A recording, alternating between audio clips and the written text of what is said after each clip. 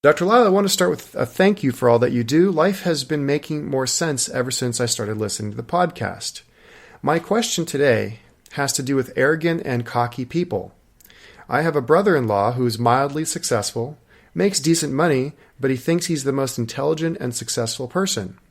He constantly finds ways to brag about how well off he is and how he's just better than everyone. How does one deal with a person like this? I don't spend much time with him and I'm polite, and when we have family functions, it's hard for me to not get upset about his comments.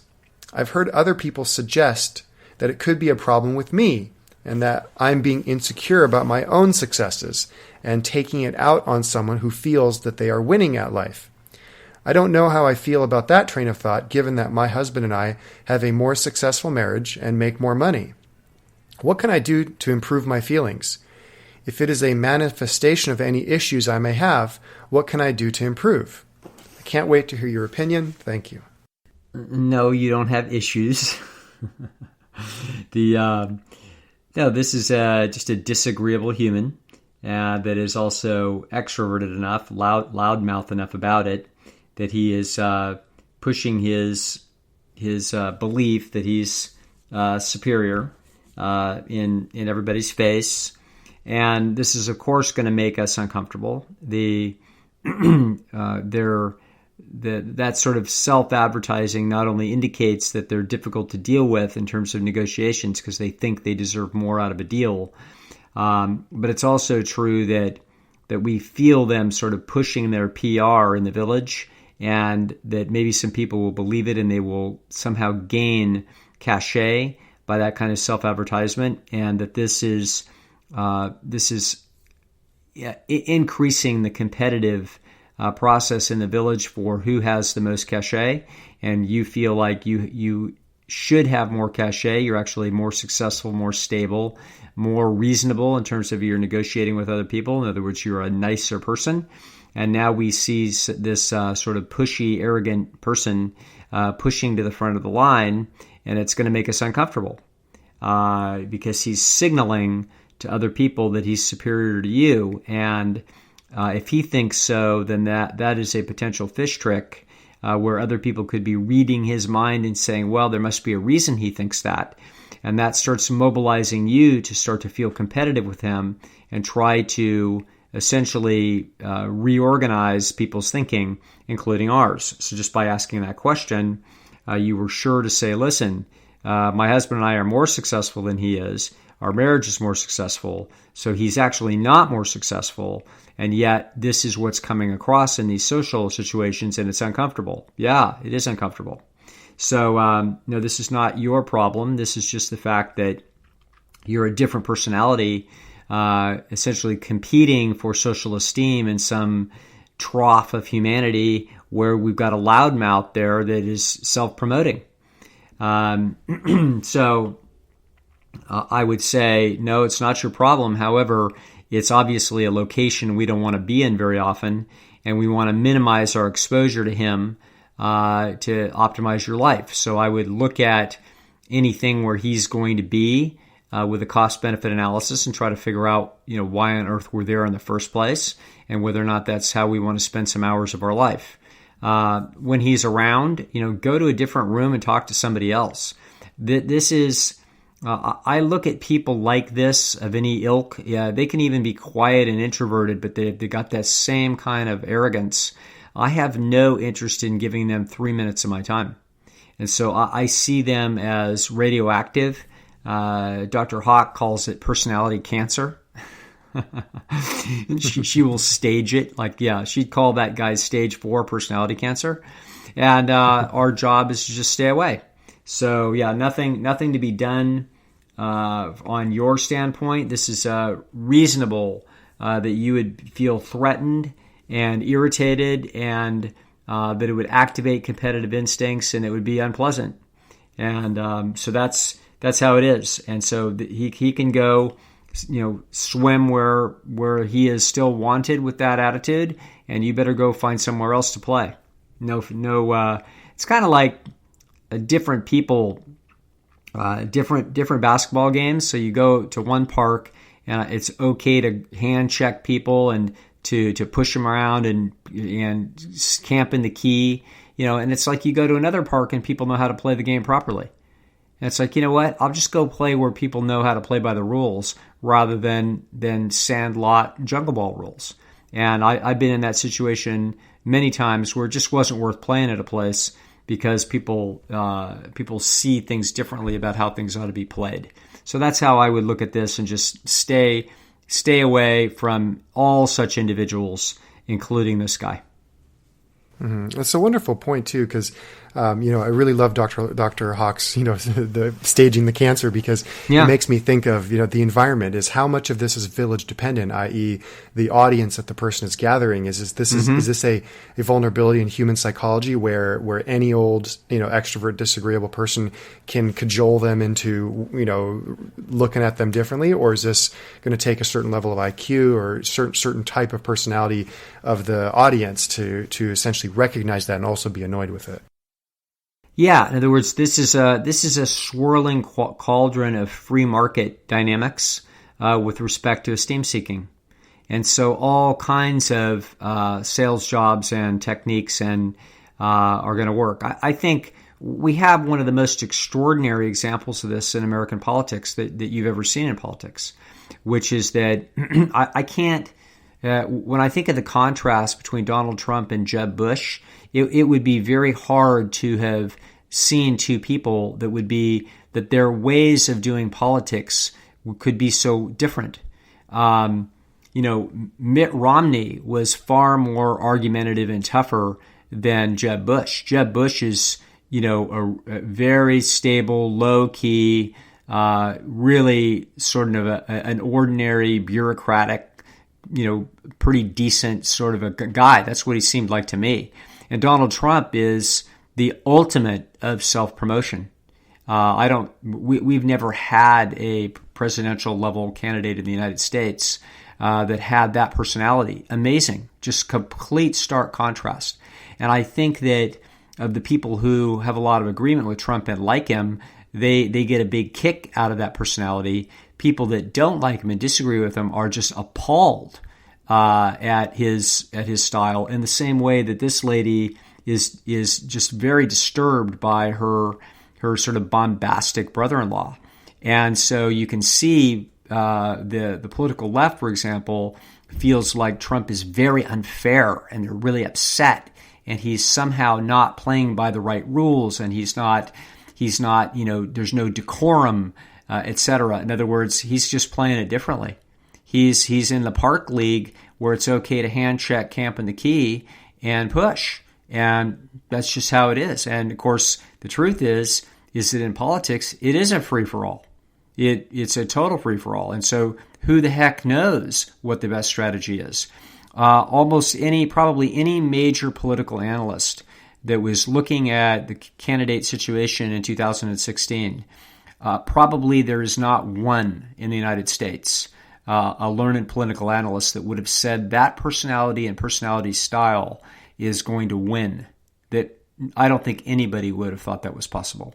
So Trump thought it was possible, and some of his backers or some of the people around him thought it was possible. His wife had seen that personality be so successful for so long. Apparently, she famously said to him, well, if you run, she didn't want him to run, but she said, if you run, you'll win. It's like, because she had seen that personality and its success with so many things that she just thought, God, you'll probably win the damn thing. And I would not have personally thought so.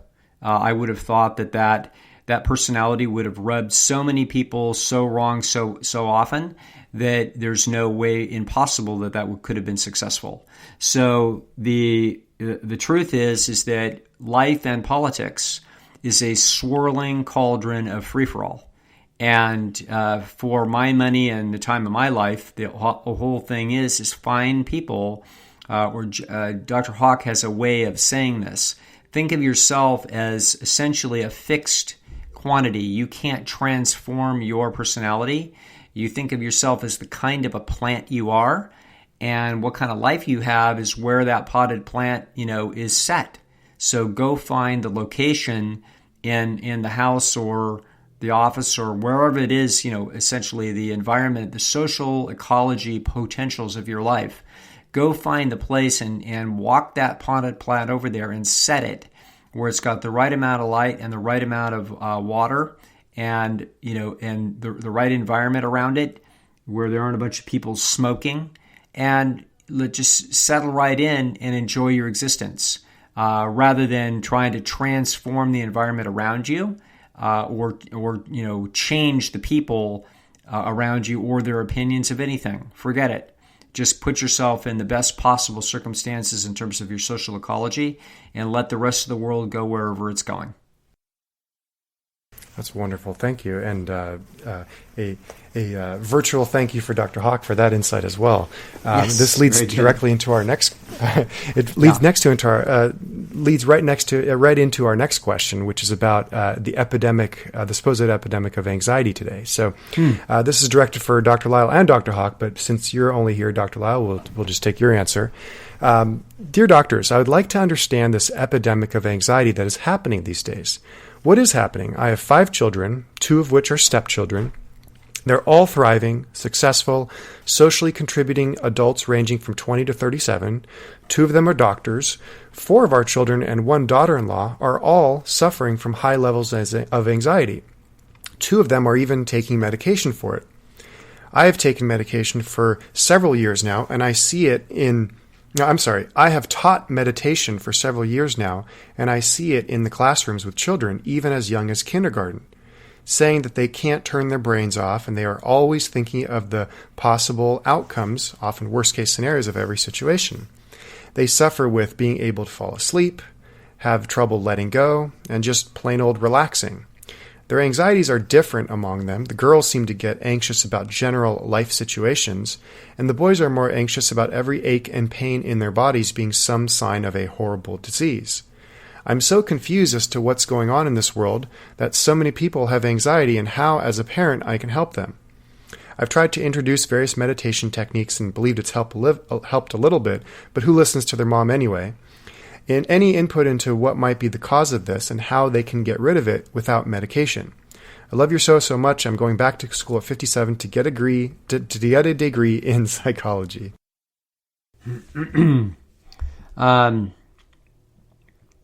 First of all, there's a lot of pieces to this that are, probably worth reflecting on, and that is that this is, theory-based perception. So once you are looking for something, you start to see it everywhere. So the truth of the matter is that there isn't an increase in anxiety today. The anxiety levels today are no different than they were 20, 30, 40, 50, and 1,000 years ago. It's all the same. So all you're really looking at is you're looking at high conscientiousness. So, and wedded to is anxiety is more evident when high conscientiousness is wedded to instability. Just natural instability. So those 2 personality characteristics are what will drive what we are going to call anxiety. So it's no surprise she's got 2 kids that are MDs, and apparently a bunch of little people in that family that are high conscientiousness, and so it's no surprise that we wouldn't be surprised to find generally higher levels of anxiety inside that gene pool. Strangely enough, also including perhaps some adopted kids. Wouldn't be surprising that you could get some in there too. That doesn't mean that anything got learned, because it didn't get learned. These are innate characteristics to people. So I wouldn't be making generalizations about boys and girls. When people start saying things like that, usually they're talking about one case that they've seen, or 2, maybe 3, probably not. Okay, and once they start to formulate an opinion about a pattern, they don't look for disconfirming evidence. So there is no pattern that boys are more apt to have aches and pains and worry about those, and girls are more worried about something else. That isn't going to be the case. So, so all you have here is a highly conscientious individual herself, or she wouldn't have been teaching meditation, who is now sensitized to the fact that a bunch of people around her are struggling with a lot of anxiety, to the point of, I guess, using medications, which is, of course, a mistake. And she's trying to figure out, what can you do about it? Answer, nothing. You're looking at personality characteristics. And so these personality characteristics will not change. The person's anxiety will go up and down according to the local ecological inputs that are impacting that nervous system. So there's a few things that are a good idea to do if you're an anxious adult.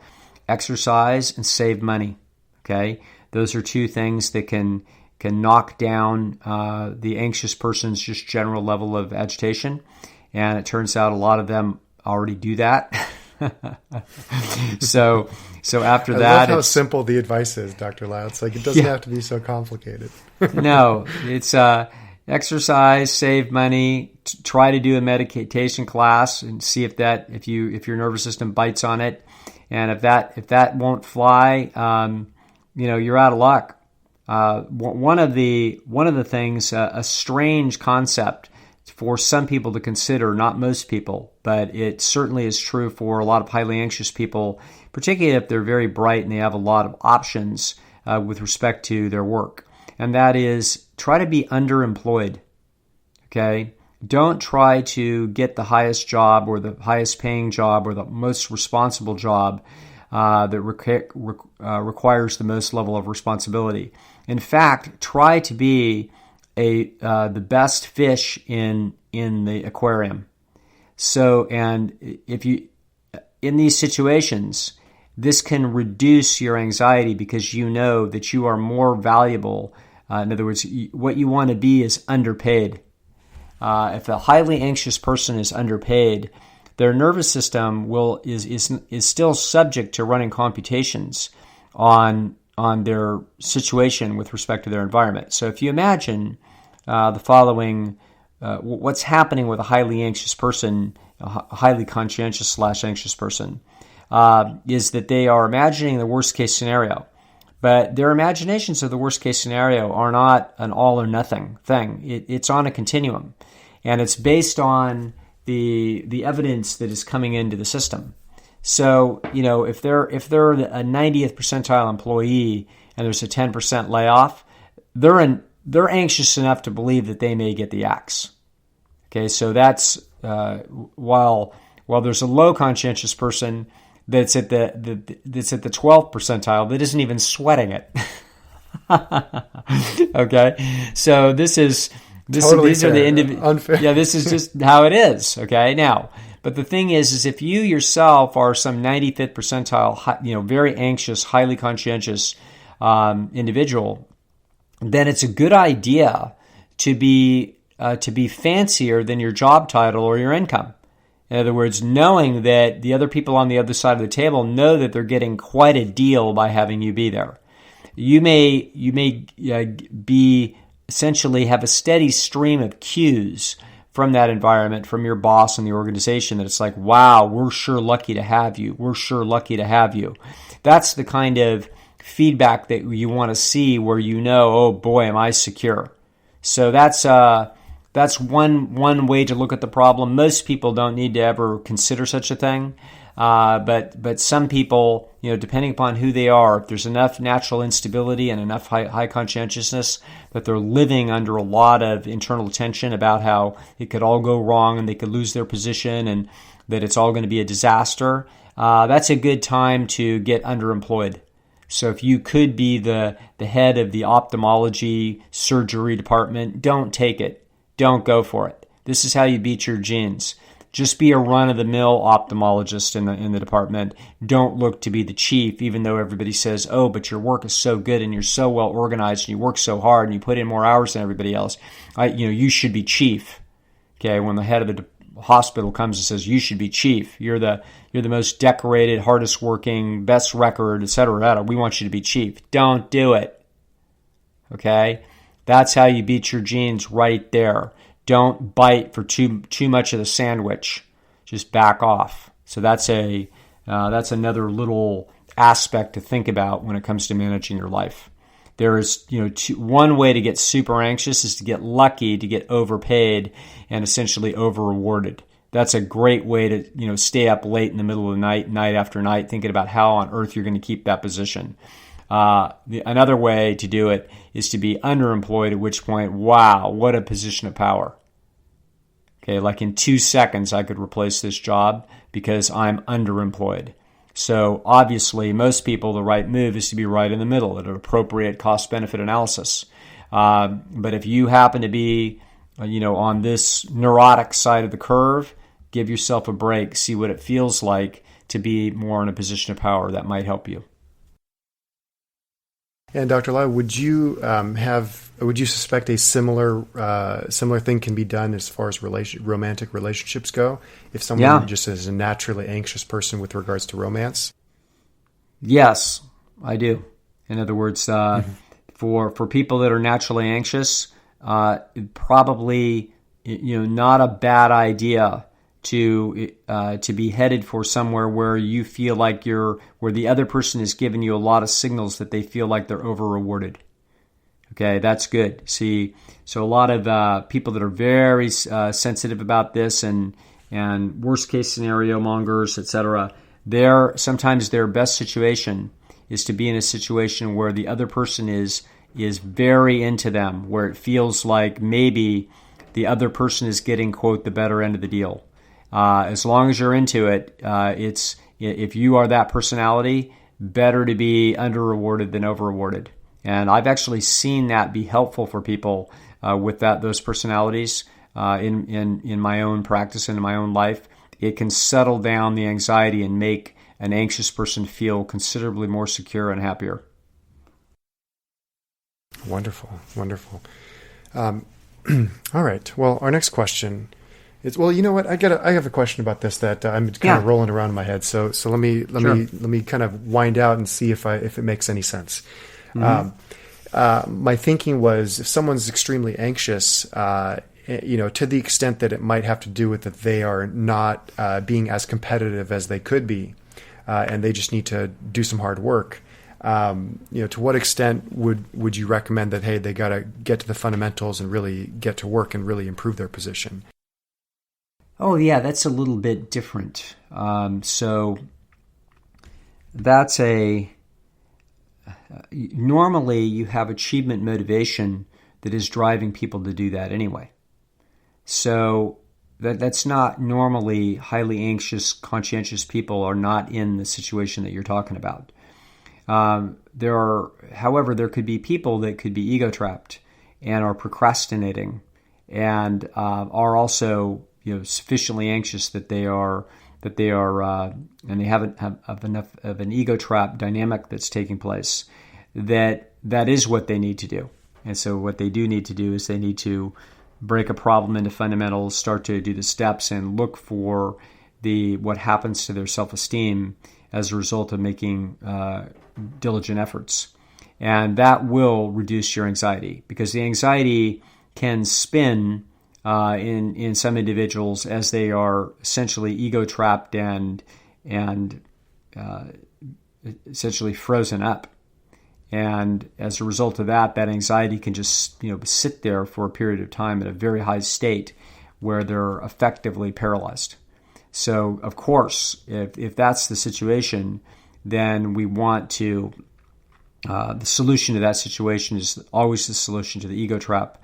Solution to the ego trap, whether the ego trap is being sprung from our knowledge of outside people's overestimation of our abilities, or whether or not that's just simply internal to the internal audience, simply has a overly high estimation of our abilities. In either case, the solution is the same, and that is to quietly break down the problem into its fundamentals and begin working the fundamentals, put the hours in that are involved in improvement, whatever that is. It might mean chopping carrots, or it might be, going and getting some balsa wood from Home Depot so that we can learn, we can work on our carving, or it may be getting our kayak out and going and paddling, whatever it is that we're feeling intimidated about, or getting in front of getting our pen out and trying to write haiku.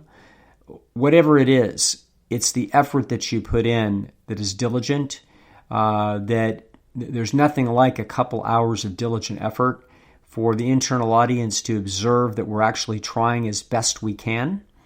And once it sees that, it starts to not only recalibrate its expectations, but it starts to feed the esteem meter positive signals of esteem.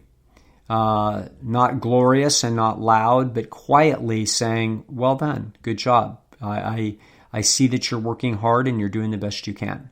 That's what the internal audience will say to you through the esteem meter, and that will dial down anxiety.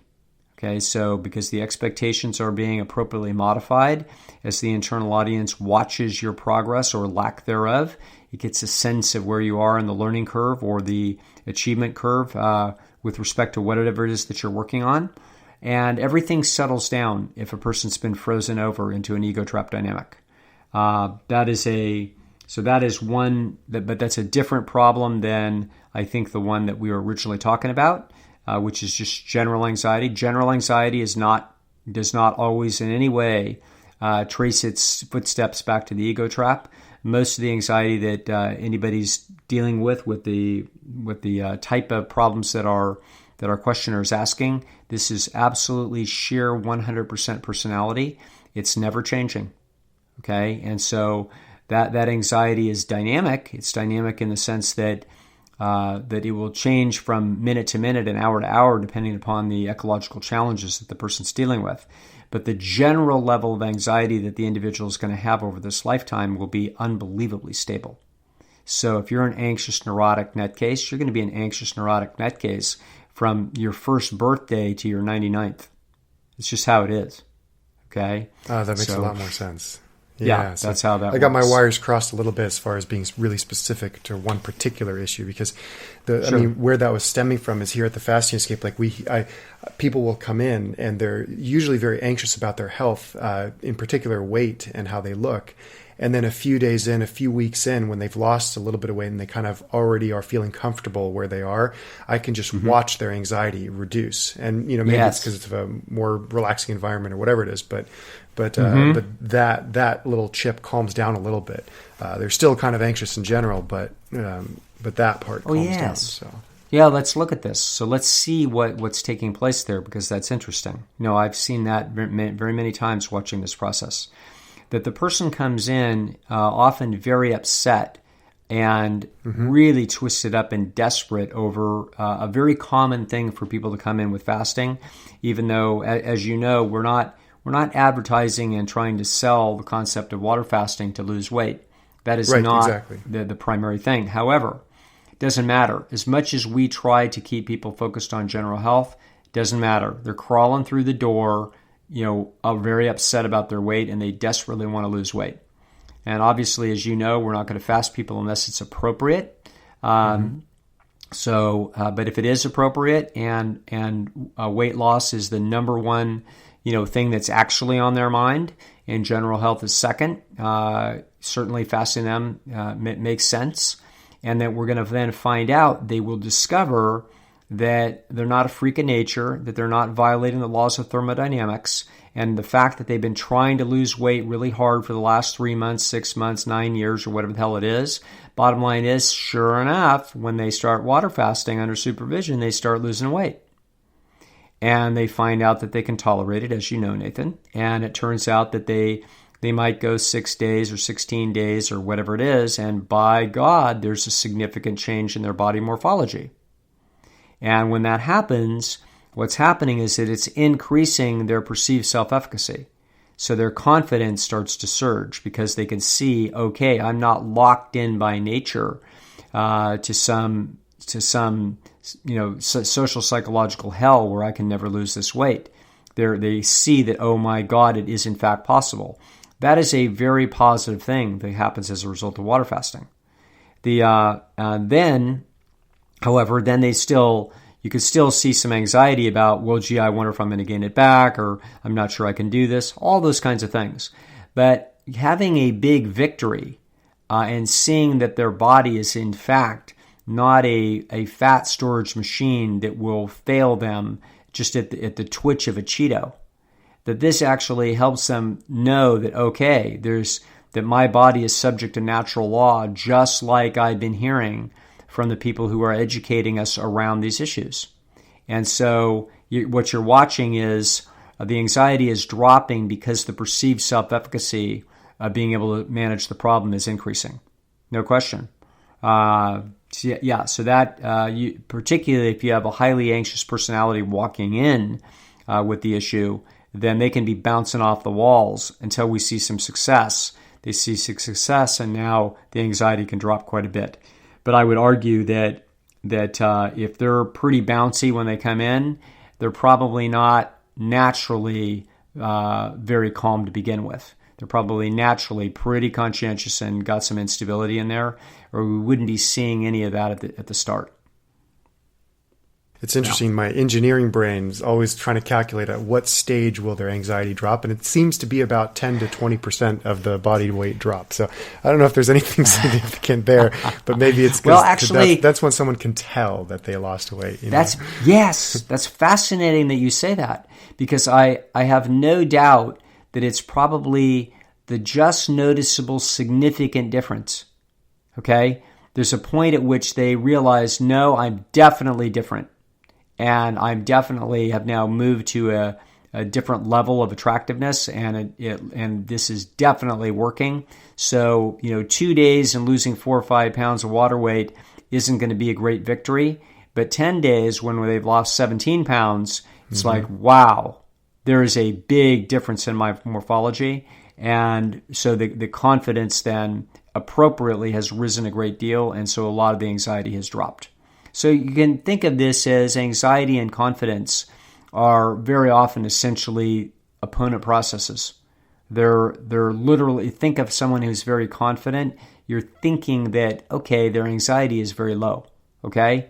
Think of somebody who's very unconfident, you're thinking about their anxiety is very high. The amount of the anxiety is a matrix of not only the confidence level, but also what's at stake. But you can imagine that what's at stake with someone who flies 1,000 miles to come to your fasting facility and is telling us that they're worried about their overall health, but really they're also very worried about their weight. And they're worried that they may never be able to get a handle on this and that they're so frustrated. And they may feel their relationships are being threatened, or that they're, various kinds, or that certainly they can tell that their self-confidence and their self-esteem is under quite substantial assault. So when they come there, they can be quite anxious, but that we can see that even at the beginning, they're not sure that they can do it, and they're not sure if it's going to work for them, because God knows, are they really sure that it's going to actually work? And when it does, and it works, very well, then the relief is huge. The confidence goes to an appropriate level, and therefore the anxiety now drops because the confidence is greater and the issue on the table so significant that the emotional change that takes place as a result is very evident, and that's what you've observed. Oh, that's wonderful. Thank you for explaining that. It's really nice to hear it in words. Good. It's like running a lab experiment and then having the professor say, "Well, this is what's going on." Yes, and it's it's nice to know it's very lawful.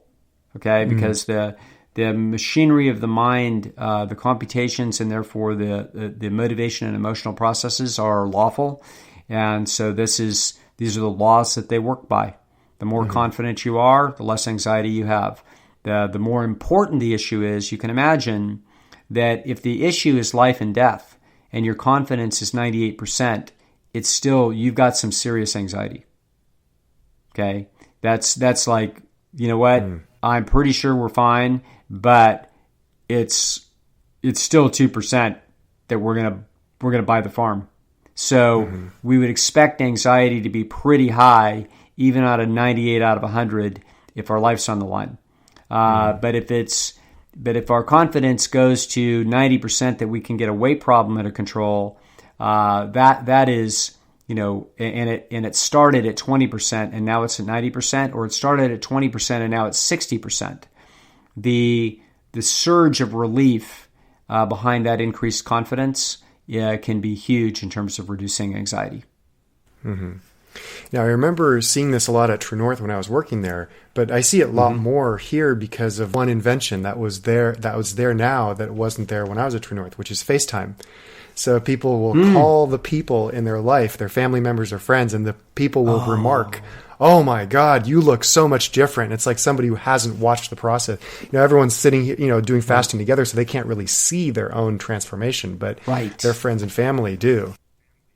Yes, that's fantastic. I was actually wondering about that because I know that, the weight slips away and you wouldn't necessarily, you could sort of tell, but yeah, that's fantastic. So FaceTime winds up giving a few snapshots over time, and those snapshots show the stark relief from time to time to the observer. That's fabulous, Nathan.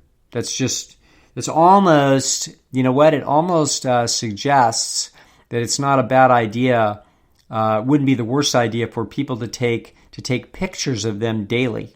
Or, I encourage that here. Yeah, so they can look back and actually see. Yep. Yes. Oh, that's good. Good thinking. Great work. Good biofeedback mechanism. Excellent. Mm-hmm. All right. Dr. Lisle, you have time? We have time for one more, the one on the mild depression? One more. We'll do one more.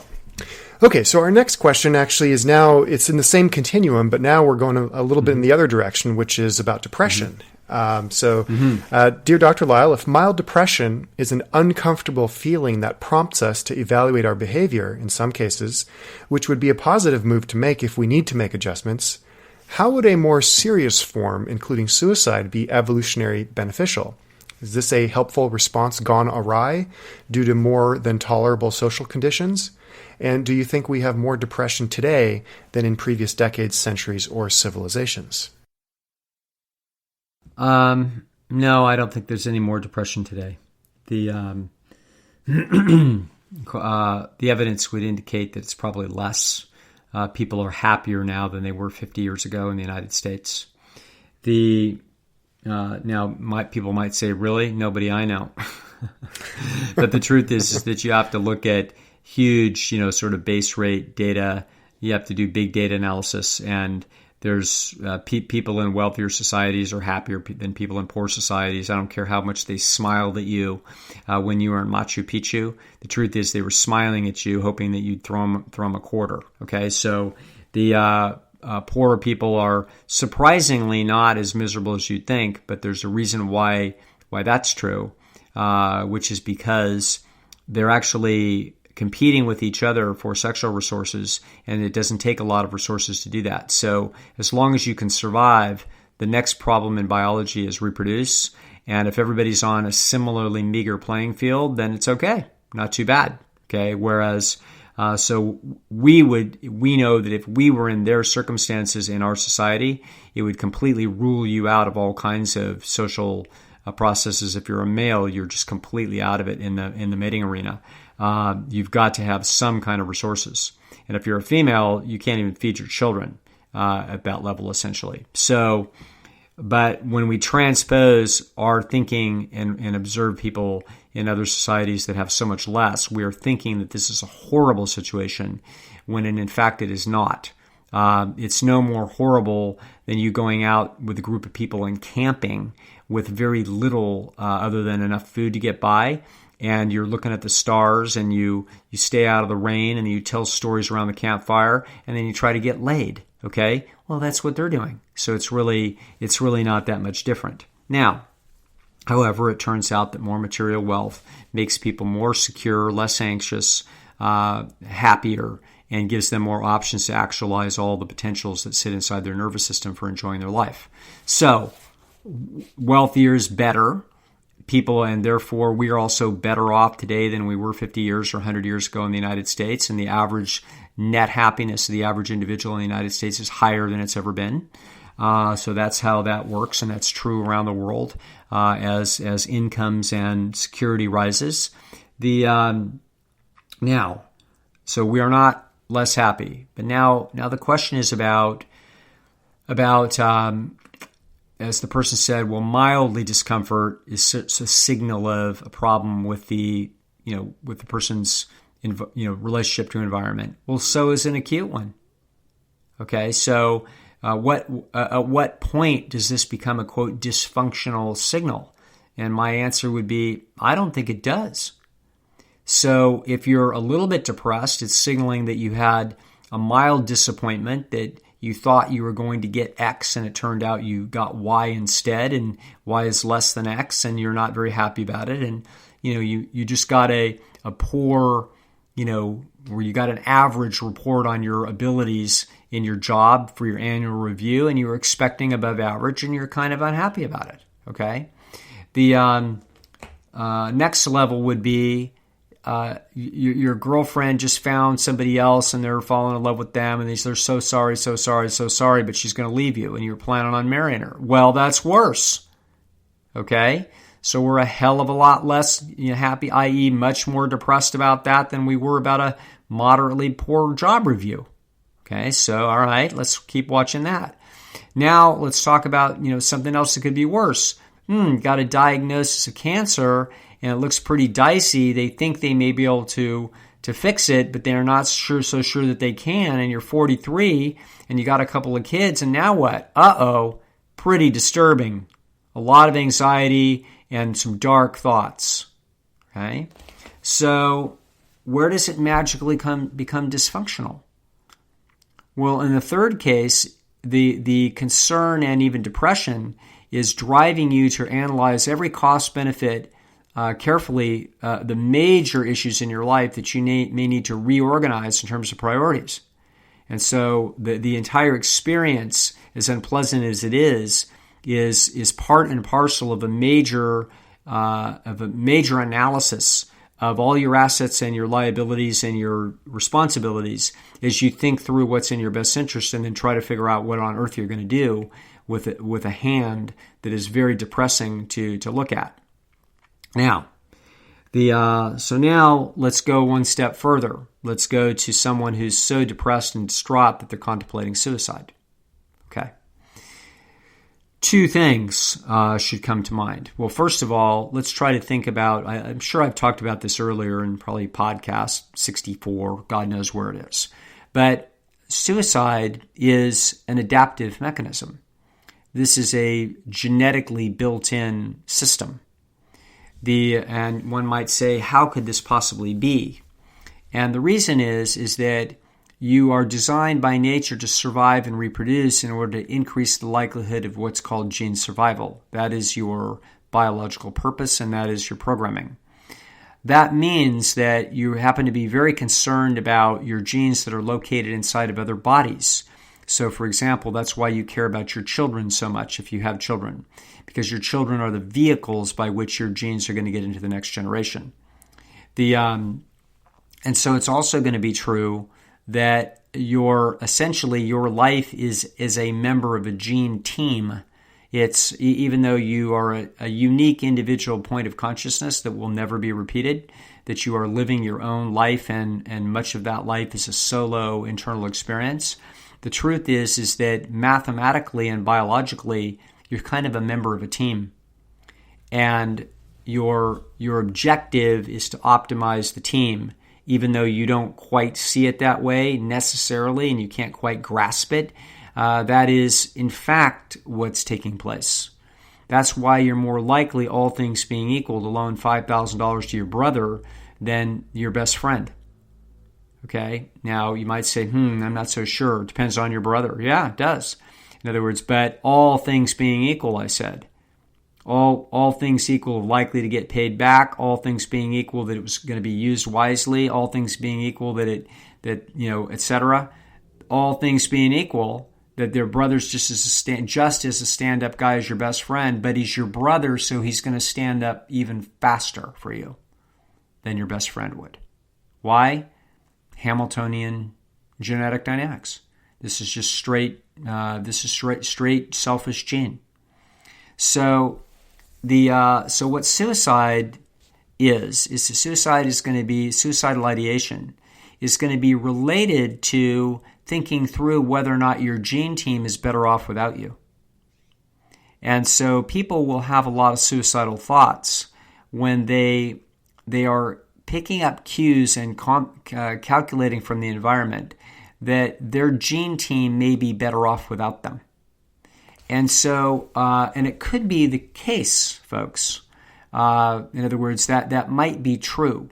And so we'll see that a lot of suicidality happens in much later life, when, particularly when people may feel like they're draining the family resources and they feel like they have nothing to contribute, i.e., just they're not getting any signals of love from people, and they're not getting any signals that people need them for anything.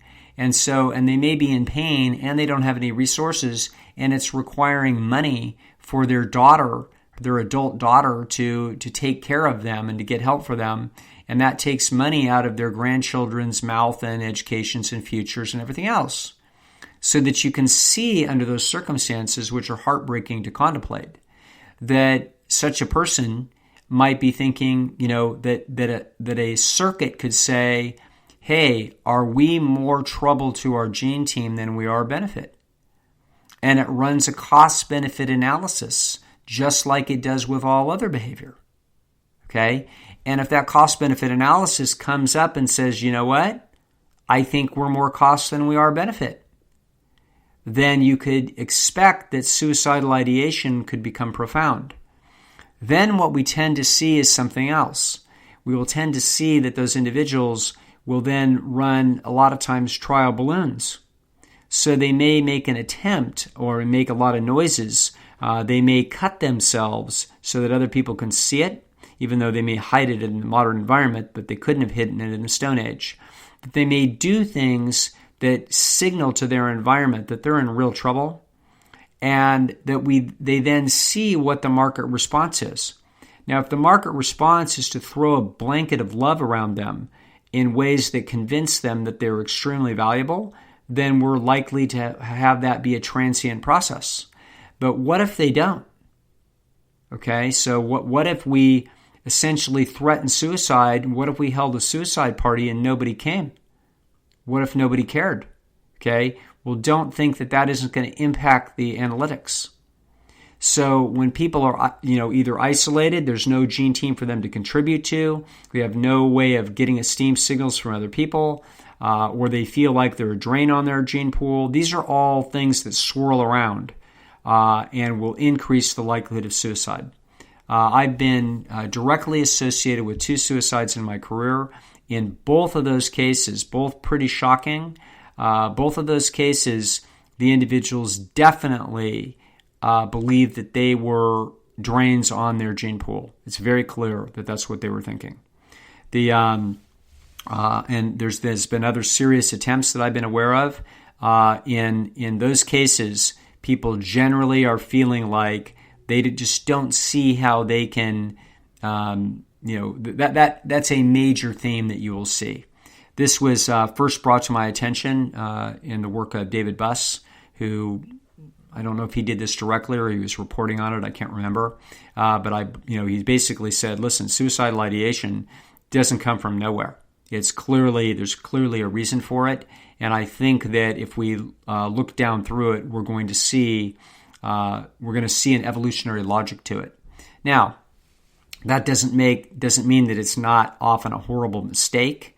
That doesn't mean that somebody who gets to that point, has an attempt, fails at the attempt, survives, and essentially completely turns their life around and has a tremendously productive life. So it doesn't mean that if they committed suicide, quote, it was the right thing to do.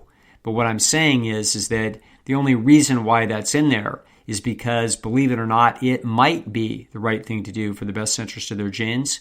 And so that's why that would be in there. The reason why we're saying this is that we're basically saying, listen, this is a human universal. Okay, this is like sneezing is a human universal. This wasn't invented in, I don't know, upstate New York or in Seattle. No, this is everywhere around the globe for as long as we have recorded history. So clearly, this is a natural human characteristic, and it's a natural human characteristic that takes place under certain conditions, and then those circuits get activated, and we may observe the behavior. As rare as it is, we may then see the behavior. Okay, so the notion of the questioner is, does some line get crossed and something, like suicide mean that it's just all haywire? No, it doesn't. It means the person's life is got some tragedy to it, that they are confused about their situation. They don't know how to move forward. They don't know how to chisel out more success or to be a greater contributor to their team. And so they're in trouble. And this may be, obviously, I don't think there's any doubt about this, that certain personalities are going to be much more susceptible to making this inference than others. Okay, so there's going to be a major genetic component is going to float its way through this, but that would be true with anything. Okay, so there'd be a major genetic component to, who would be more likely to bungee jump than someone else. So just as you're more likely by genetics to have accidents, car accidents or any other kind of accidents, you're also more genetically likely in some cases to be suicidal. But that doesn't mean that that whole thing is any sort of bizarre dysfunction of the modern environment or anything else.